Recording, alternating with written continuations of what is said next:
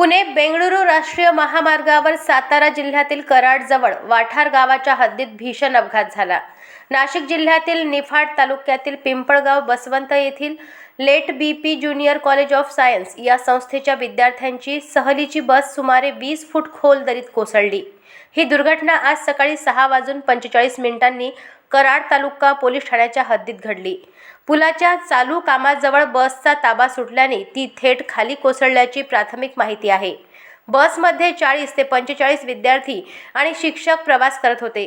अपघातात 20 ते 25 विद्यार्थी जखमी झाले असून त्यापैकी ऋषिकेश पाचोरकर, प्रज्वल माहेर, सार्थक चव्हाण आणि पियुष काळे या विद्यार्थ्यांची प्रकृती गंभीर असल्याचे सांगण्यात येते. सर्व जखमींना तात्काळ कराड येथील कृष्णा हॉस्पिटलमध्ये दाखल करण्यात आले आहे. घटनेची माहिती मिळताच कराडचे तहसीलदार व उपविभागीय अधिकारी घटनास्थळी पोहोचून पाहणी केली. नाशिकचे जिल्हाधिकारी आयुष प्रसाद यांनी साताराचे जिल्हाधिकारी यांच्याशी संपर्क साधत परिस्थितीची माहिती घेतली असून विद्यार्थ्यांवर योग्य उपचार व्हावेत यासाठी समन्वय साधला आहे. अजिंक्य भारत न्यूज करिता प्रतिनिधी गणेश खराट. अशाच महत्त्वपूर्ण बातम्यांच्या अपडेटसाठी अजिंक्य भारत न्यूजच्या पेजला फॉलो करा आणि सबस्क्राईब करा. Thank you for watching.